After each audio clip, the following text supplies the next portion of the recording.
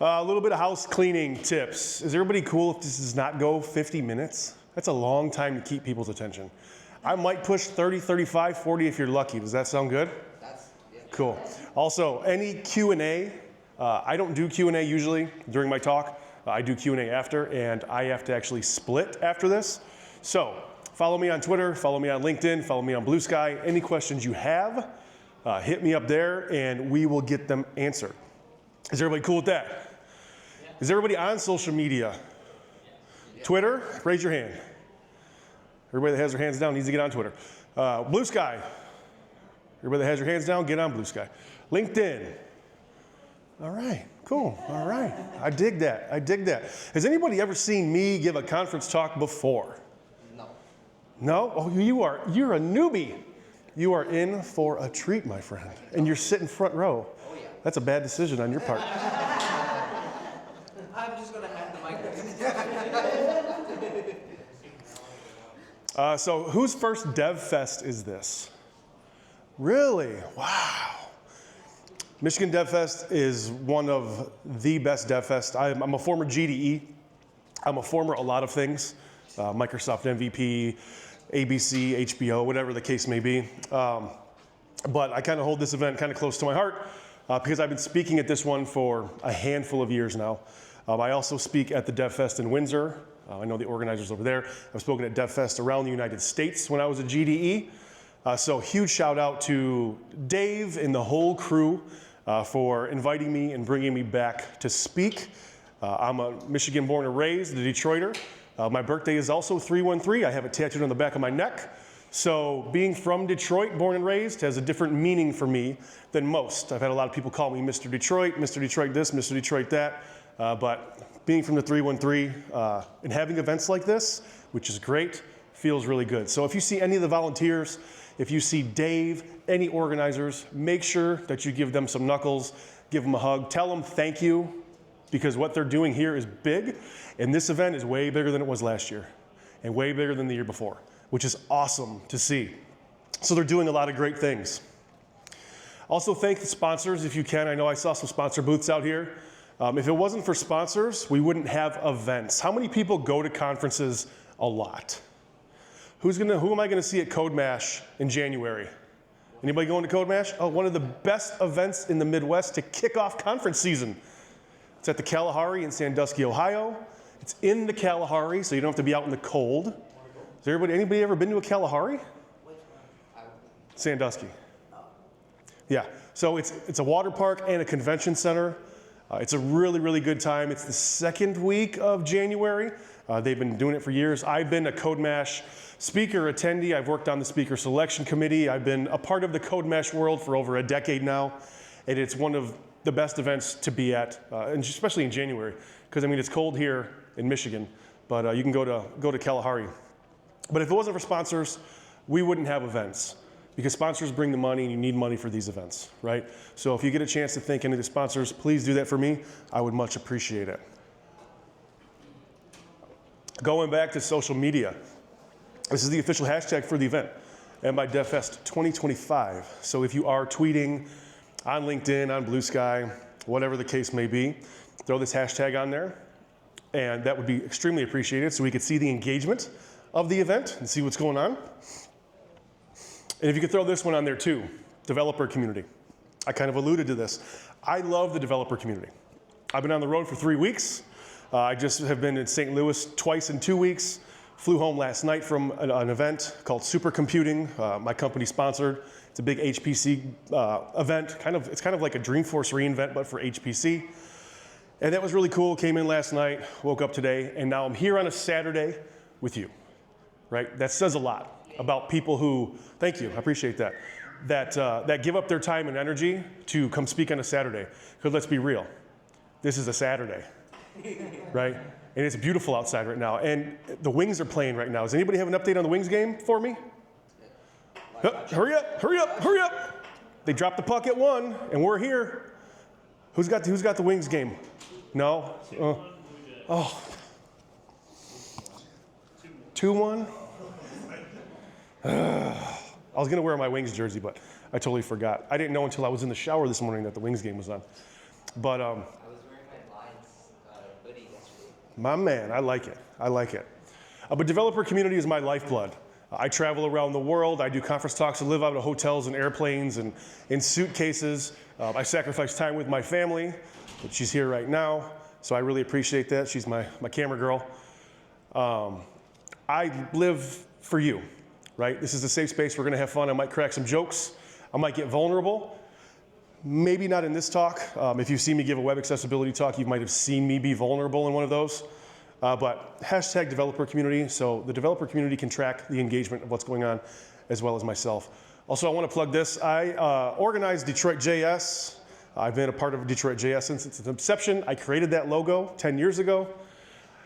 We're trying to build it back up. It's just a one-man show. It's hard for me to organize and keep things, and venues cost money, trying to run coding coffees. So if anybody wants to help out with Detroit.js, we're going to try and do some bigger things next year. Please let me know. You can follow us on Twitter. You can follow us on LinkedIn. There's a Discord. I'm probably going to move off of Meetup into Luma. So there's that. These are the show notes for this talk. So you can scan this QR code, and it'll take you directly to the talk. The slides are there. The resources are there. And once this video is edited, it's going to be posted. So if you want to go back and watch the video again, you can also sign up to be notified when the video is dropped and enter in to win a prize, which I think is like a mechanical keyboard that we have. So this will be up to at the end, but you can just like go to, it's shownotes.tuxcare.com. That's me. My name is Tristan Mars, Detroit born and raised. I'm a senior developer advocate. I work at TuxCare. Is anybody familiar with TuxCare? So at TuxCare, we do a couple different things. We have one product that's called Kernel Care. We do live rebootless patching for Linux distributions. So if you need anything patched, you don't have to take your system down. We patch it live for you on the fly. And then the product that I support is the endless lifecycle support for frameworks, libraries, and applications. I support the front end side of that. So we have products for Angular, AngularJS, Vue, Next. So if you're running like an old version of Angular, old version of AngularJS, and it's not patched because there's no more patches out there, we patch it for you. You pull in our dependencies, and we keep you secure moving forward as long as you work with us. And we also patch those transitive dependencies too, which that's where the majority of your security vulnerabilities happen, is in the transitive dependencies. So I'll get into all that in this talk. I also believe in cryptids. Bigfoot is one of them. Ghosts and UFOs. Does anybody believe in cryptids? What's your favorite cryptid? Michigan Dogman. Michigan Dogman. I love that. I love that. Mine is Mothman. Well, I believe in ghosts. That's cool. You ever have an experience? Yes, I have actually. We're going to talk on Twitter, okay? Anybody believe in UFOs or UAPs or USA? Yeah? You ever seen one? There was something like I was a kid, I was trying to catch it on film, but I didn't have the camera going, but like the light came down and then it like went below the tree line, and it suddenly got like brighter. Yeah. That's gnarly. Or like one time I stepped outside like this one star bill, and then it went next to this other star, and then they both. Yeah, great. I love it. But that's just my. I love it. I love it. I actually do a talk. I did the talk last year. It's on deploying UFO data to the cloud. And my buddy Shug over here was in that talk. He's doing his talk right now, and he loved it. It's a great talk. So, but if you love UFOs and cryptids and ghosts, and you don't care about anything that I'm talking about today, we can have those conversations. I'm totally fine with it. That's totally cool. You'll be a friend of mine forever. Thank you for being here. Thank you for coming to the talk. Know Your JS, SBOMs for front-end devs, or see, you weren't ready for this. The alternate title. The men in black know what's in your JavaScript and how to fix it. This is a UFO talk. This is what we should have put out front. This is a UFO talk. So I kind of swindled you. I gave you what we call a Rickroll. Okay? And the men in black are real, by the way. It's not just a movie. Do some research. Trigger warning. This talk does involve aliens, UFOs, and UAPs. Is everybody cool with that? Yes, sir. Yep. You're not going to get scared in this talk, are you? No. No? Yeah? Maybe? There's exits. I'll turn my back. You can leave. I won't be upset. Question. So what does this have to do with this? The design of the UFO is very peculiar, and the design of the front end is very peculiar as well. I like that. But no. Let me go back. What does, oh shit. What is this? Does anyone know this footage, the gimbal footage that was released? What does this have to do with this? Just random. Well, you don't want unidentified objects. It's not my code either. Do what? You don't want unidentified objects if you're Man, y'all are some smart people. I love it. Well, it's sort of like this. Does anybody remember this scene from Independence Day? Might be a little hard to see, the lighting in here. It's a little hard to see, that's okay. No, we're good. I'll explain it. The system, when they drove up to the system, Yeah. What did they do? They inserted a virus into the mothership, and that virus was distributed amongst the children's ships, and everything crashed, right? You can sort of think of that like supply chain, software supply chain, right? When you have a system up here that is using a bunch of other systems and it trickles down, and if there's something up here that isn't caught and it trickles down, it's going to destroy everything else, right? You can think about that as supply chain. It's unexplainable. Those were some great answers. But I can assure you that the truth is out there. Any X-Files fans? All right, my nerds. I love my nerds. Oh, I forgot to say, follow me on Twitter, Salton Burnham. S-A-L-T-N Burn, and then on chrisdemars.dev, chrisdemars.net on Blue Sky. Is anybody a Supernatural fan? Supernatural, come on, what, you nerds. Did anybody go to Motor City Comic Con last weekend? We did. We did. Okay, Buffy fans? Any Buffy fans? Buffy, how old are you? I'm Canadian. I don't care. That's not an answer. I thought that would get me out of it. Don't worry. Oh no, sir. You are stuck. You sit. I want to sit right here, son. No, I'm joking. So Buffy fans. All right. Charmed. I know what it is. Are old Charmed or new Charmed? It's always old. I actually was with Comic-Con. Rose McGowan and Holly Marie Combs were there signing autographs. So I got some autographs while I was there. So that was fun. But I can assure you that the truth is out there. So if I were to ask you, how many front-end devs in the room? Hopefully all of you. Cool. How many dependencies does the average JavaScript app have? 20,000 at least. 20,000, 5 million, 16.2, 1.21 gigawatts, right? There's a way to tell. There's a way to tell. And you can run npm ls if you like playing around in your terminal. Hopefully, as a front-end dev, you're installing a bunch of things in your terminal, and hopefully you like to play around in your terminal. Because this is the only way you can figure this out, is if you play around in your terminal. You can figure out the dependencies. You just open up your terminal, and you just do npm ls right here, boom, and then it lists out your dependencies, right? Cool. We got, a handful of dependencies here, no big deal. Well, why wouldn't you want to list all of your dependencies? Because they make you programmer. No, not really. Well, because there's a lot. I don't want to see There's a lot. for every dependency you have, there's probably 30 or 40 libraries of that depends. Yeah. And you could keep, yeah. LS is the direct dependencies, not everything. Oh, everything. LS, what does it do? It overfloods your terminal. It overflows. All the subdependencies. Correct. You can do it though. You can do it if you really want to dig deep, right? You just run npm ls-all. And the way that looks, just in your terminal, run npm ls-all.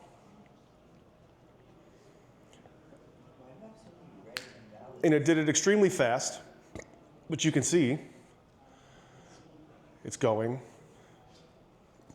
and it's going.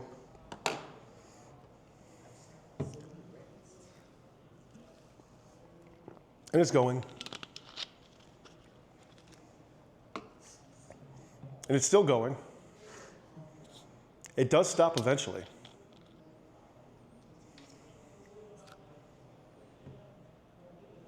And it's still going. I didn't know it went this long. And it's done. You can do it, but it's a pain, right? And it's a lot for your terminal. Now, when we talk about dependencies, there's two main types of dependencies that we're talking about. We're talking about direct dependencies, right? So when you install stuff, right off the rip. That's what you get. What you see in your package JSON file at the root of your project are your direct dependencies. So for an example, if you install Next, Next is the direct dependency of Next, right? You got Next, React, React DOM. Those are the direct dependencies of that. Well, then we have this thing called transitive dependencies, and this is what I was talking about. These transitive dependencies you can sort of think of like this. Does anybody know what this is? If you know, you'll get a VIP card where you can pick, hold on, son, I'm not done finished what I was saying. Look, sir is my dad. Just call me DeMars. All right. You'll get a VIP card and you'll be able to pick like 4 or 5 shirts from our website, your size, color, and it'll ship to you for free. You pick 1 shirt. So if anybody knows what this is without Googling, Facehugger, there you go. Perfect. You know what? You stick around, I'm gonna get you one. Were you gonna say Facehugger? I'll give you one too. Yeah. Did you say Facehugger? Yeah. I'll give you one too. Jeez. My little buddy sitting front row. They don't ship to Canada. No, we do. But you know what? You're Canadian, so I'm not shipping you now. Just kidding. We'll ship to you.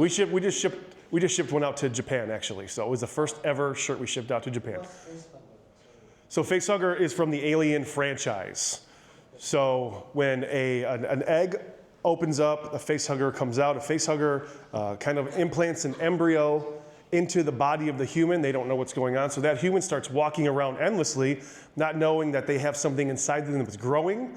Then it comes out as a chest burster. That eventually grows up into a xenomorph. That's a TV show. Do what? That's a TV show. Movie. Movie. It's a movie franchise. Excuse my ignorance. No, you're good. It's a movie franchise. I can talk about horror stuff all day long, so it's fine. It's part of my life. So you can sort of think of transitive dependencies like that, right? For instance, when you install Next, if you were to go into your node modules, which none of us do, if you were to go into your node modules and you go into your Next package, then you look at that package JSON file, you're going to see the environment package for variables, right? You didn't specifically install this package, but it came along for the ride when you installed Next.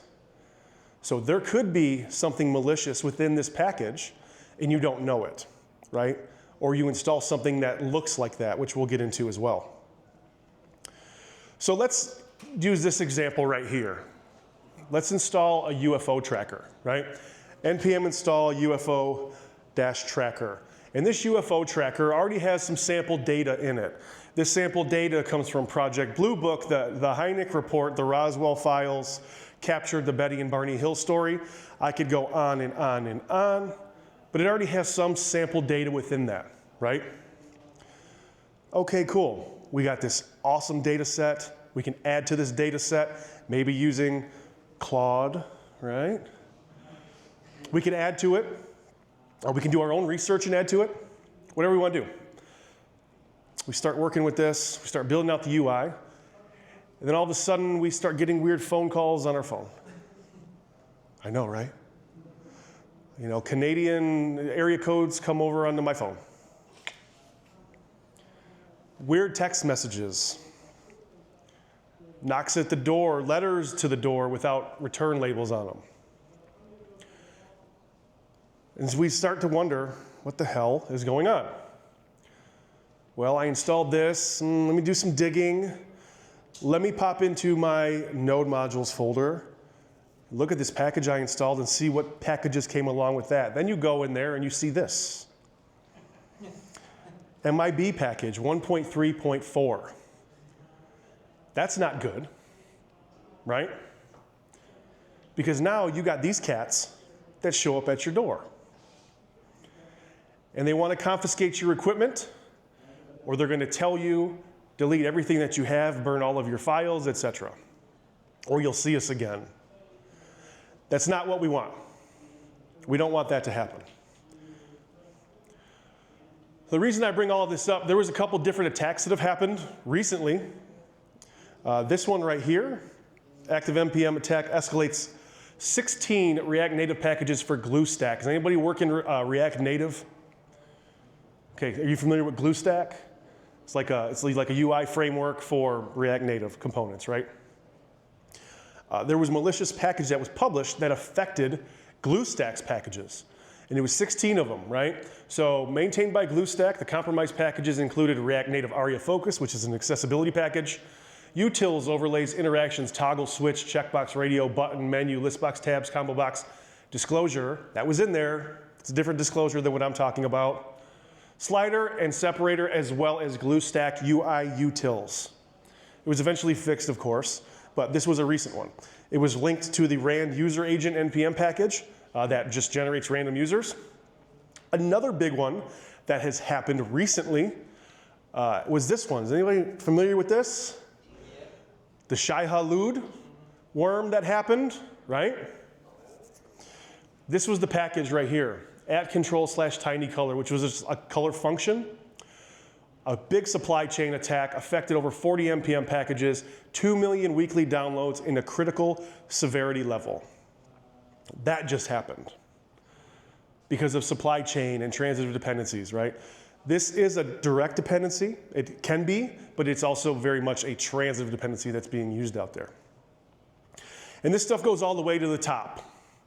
Top of the chain, the Executive Order 14028, 2021, our president at the time signed an executive order to help protect the nation's cybersecurity.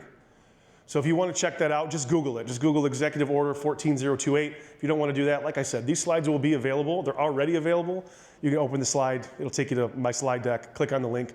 Read it if you want, if you understand government jargon. But that's how important this stuff is.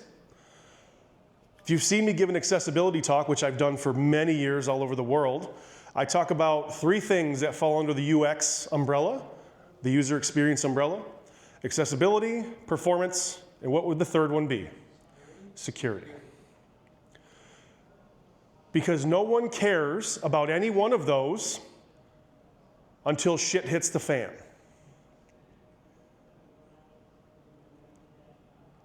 If someone can't use the website because they have a color vision deficiency, oh no, we thought our colors were okay, we didn't vet this out, right? Oh, a user is saying they can't connect to our servers in California because they're on a subway. Ooh, we should have figured the performance out of this. We never sanitized this HTML, so now we have some cross-site scripting that's happening that was never patched. We never figured this out beforehand. We got to think about these things when we're building these experiences. When we're shipping software down the wire to our users, we have to think about these things. Is everybody cool with that? Right on. So an SBOM. Has anybody ever heard the term SBOM? Perfect. 2-ish? Sweet. 1.5. We'll call it 1.5. Awesome. You're going to learn a little bit about SBOMs today. So an SBOM stands for Software Bill of Materials. And you might be asking yourself, well, what the hell is a software bill of materials? You can look at it like a recipe. It's all of the pieces that go in to make that dish. You can think about it as a shipping manifest. You can think about it as a flight manifest to make sure there's no biologics that are on your plane or your craft, right?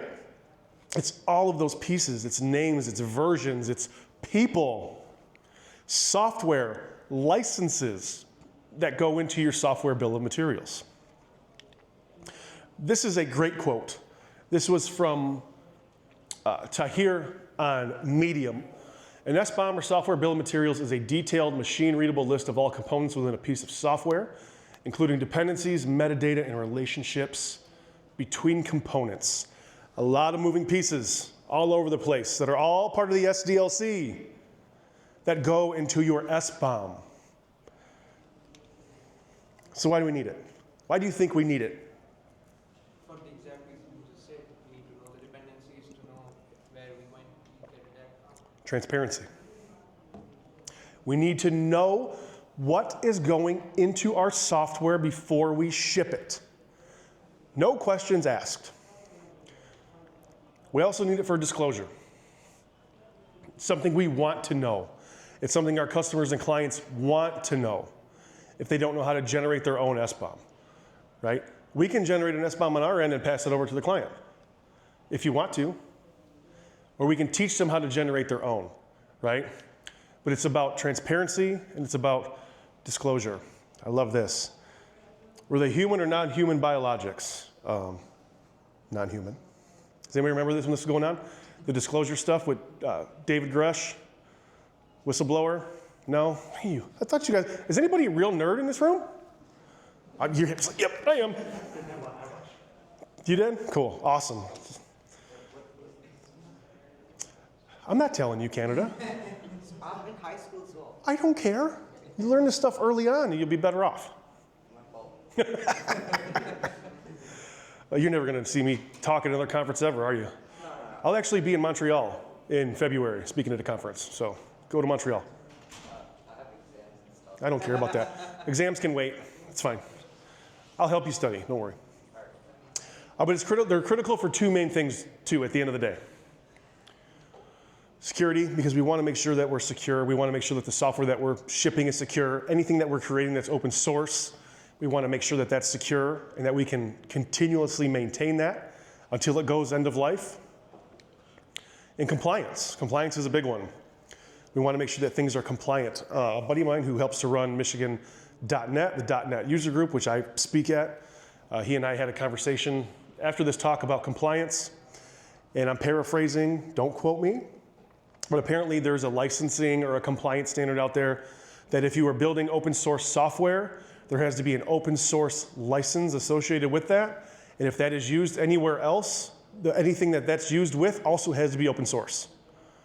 It's a license or a compliance thing. But that's really, really big. Last thing you want to get hit with is a compliance fine, right? Nobody wants to spend money when things could be done right from the start. And that's when I talk about accessibility and lawsuits, right? You're going to want to do things right from the beginning. So we have six types of SBOMs, and I'm not going to go into what these are, but I will talk about them, one after the other. You can Google this. And this is all part of the SDLC, the software development lifecycle. They all have a hand in it. We have a design SBOM. We have a source SBOM. We have a build SBOM, and analyzed, deployed, and a runtime SBOM. All of these are different parts of the SDLC. You can kind of figure out what they are just by the name. A design SBOM happens in the design stages of the software, right? The source SBOM is the source that's going to go into that. The build is what is being built out from that. So you can do all that research. One thing to keep in mind, though, is that an SBOM is not a lock file, and it is not a packaged JSON file. They're very much exclusive. You do use those to generate the SBOM, but that is not what the SBOM is. So just keep that in mind. So should we care about these things? 100% you should care. Just like you should care about accessibility. Just like you should care about performance. When I do my accessibility talks, I talk about building accessible software, and I talk about how we're not cognizant of what we are doing. I talk about how some of the things we only care about are 2-week JIRA sprints, story points, paychecks, and with the state of things, not getting canned. So shout out to if you don't have a job, that sucks. Hopefully, if you are on the market, you're got that Detroit hustle and you're grinding. But those are the things that we think about at the end of the day, right? What we are not thinking about is that we might be building software that's going to save someone's life. What we aren't thinking about is that we are building software that is going to help a child read. We don't think about these things. We are standing at the top of the world, changing lives. And this is a Silicon Valley quote, making the world a better place. Think about those things. We have so much power behind these fingers. We keep the world together. All of this matters. We have a big problem though, and the big problem, it's kind of across the board, but you really see this on the front end. Typo squatting. Typo squatting is a thing. Is anybody familiar with the term typo squatting? Perfect, you're gonna learn. Whoever has went into their address bar and typed in guthub.com. All of us. If you didn't put your hand up, you're lying. We've all typed guthub.com. I think GitHub owns GitHub, which is fine. But there are malicious attackers out there that will register domain names that are off by a letter or a number with a misspelling, hoping that you type in the wrong URL. You're not paying attention because the site is a mimic of exactly what it is, right? So GitHub would look exactly like GitHub. You put your credentials in, now they have access to all of the things. You see this also with NPM packages, right? That's what typo squatting is. A package or a URL, but in this case a package that is off by a letter or a number, not even a letter, but a number could be used as part of it, which is odd. I've never seen that before, but anything's possible. One of these is not like the other, right? So muscle memory, I've installed Express plenty of times. NPM Express, boom. I don't need to copy and paste it from the NPM registry. I don't need to go to Express's website to get it. I know what I'm doing. NPM Express, boom. Muscle memory. GitHub.com, muscle memory. But this package here, the spelling is off by 1. Well, maybe my finger slipped, and I thought I hit S twice. I'm not paying attention. Cool, terminal says something was installed. It's Express, awesome. Maybe I'll open the package JSON file and look. Maybe I won't. Am I going to go perusing through the node modules? No. No, why would I do that? Everybody knows the node modules just keeps going and going and going and going. I don't need to go into the node modules to look, because whoever built that package is 100 times smarter than I am. So I'm going to trust that it's legit, right? That's just me. But I know that now I have to look for these things because that is not like the other. Importance in products and users, right? It's important for component visibility, getting the visibility into those components that we're downloading and that we're installing. Vulnerability management, knowing that we can scan these packages for vulnerabilities and being able to manage those within a dashboard. Supply chain security, collaboration, and compliance. It wouldn't be a talk without a hacker's GIF, hack the planet. There's malicious people out there that are just looking to do those types of things. It's just the way it is. We have hackers for a reason, and varying levels of them. We also have increased requirements for SBOMs. And a lot of that boils down to client trust building.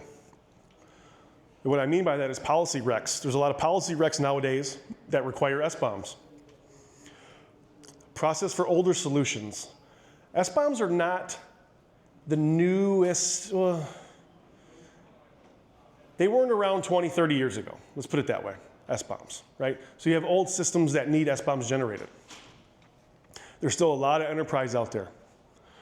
A storage system for SBOMs, not as like a physical storage system, but a system where you have a registry, or you can just keep it in GitHub, where you can pick and choose the SBOMs that are generated, and then you can pass those off to your client or customer if they request them. And then the accessibility to those SBOMs, being able to get those from a storage unit, Here we go, talking about storage units. Being able to get those SBOMs from Artifactory, Nexus, GitHub, whatever the case may be. Everybody cool with that? Sweet, so we're gonna go off into the terminal and we're gonna install some stuff. I'm not actually gonna do it because demo gods don't like me, but you would go off into the terminal, and the tool that's being used to generate these SBOMs is called Syft. It's made by Anchor. The recommended way is using curl to install it. You can install it with brew, just brew install Syft. We didn't forget about Windows. You can install this with Chocolatey as well. Choclo install Syft-Y. There's also a Microsoft SBOM tool. So if you are fully enveloped in the Microsoft ecosystem, they make a legit tool, and it's verified if you want to. Questions at the end, bud? So we have two popular formats when we generate SBOMs. We have SPDX and CycloneDX. Whatever your organization uses is up to your organization, right? It's however they want to generate and consume those SBOMs. So let's generate some SBOMs. So in this application right here, we generate the SBOM using Syft. It was really quick, but you can see right here it generates sbom.json. You can't read this, neither can I. It's machine readable, but you can use a tool called JQ, and that's a JSON formatter. I just pipe this through JQ, give it another name, and now it comes out with a pretty printed SBOM. And you can go through it, you can see versions, you can see hashes, you can see data, direct data, location, all licenses, all that stuff. You'll see here too, right here, that I pass in source name, my JS project, and source version 1.0. If you don't do that, Syft will yell at you. I don't know if it really matters at the end of the day, if it makes the SBOM worse or better, but it'll yell at you if you don't put those two in. So just do it if you're going to generate an SBOM. That's totally fine. And if you want to make it pretty printed out, install JQ and use JQ, pipe all that through JQ, give it a name, sbom-pretty.json, and you're going to be good to go. Now let's say that you have this project and you install another package, and you need to regen your SBOM. We can do that. It's just the same kind of process. We're installing a package called Lucide Angular. I think there's one for React, a couple other frameworks. This is like an icon library. So we install that. We see it here in our package JSON file. It's right there, 0.544.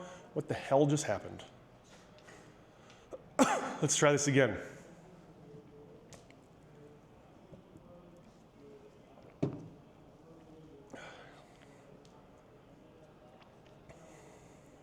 Yeah, it's right there.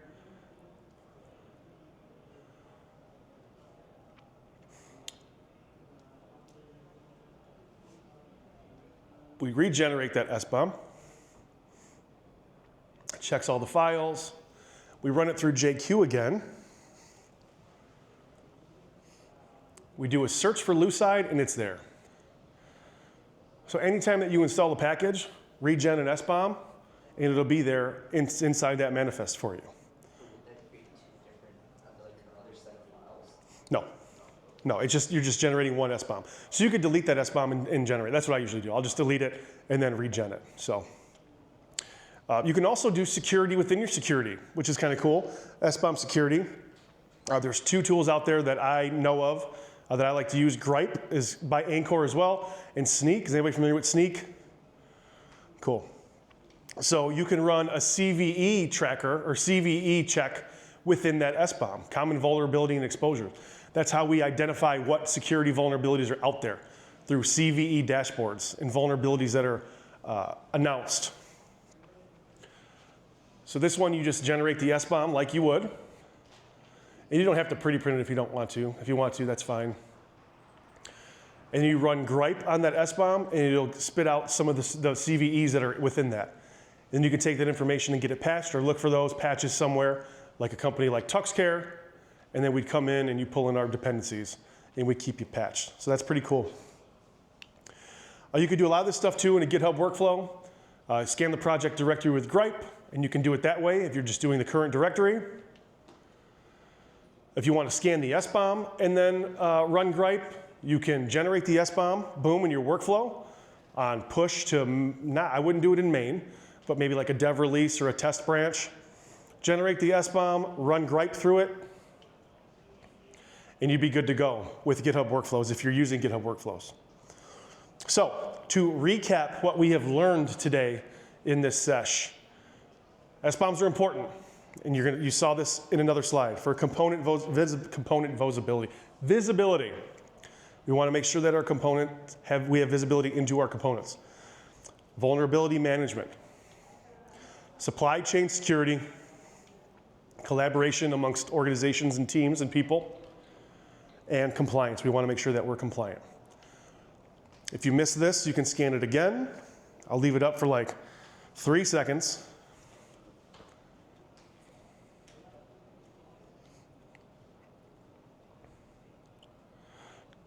Two, 1.5, 1.5. Okay. I'm going to leave you with this. I'm not saying it was the aliens, but it was the aliens at the end of the day. That's me. Get at me on Twitter, get at me on Blue Sky, get at me on LinkedIn if you have any questions. That was another really amazing session. As a graduate cybersecurity student, this is so relevant to me. I'm so awesome. I'm so glad there's no judging for any of these. It would be such a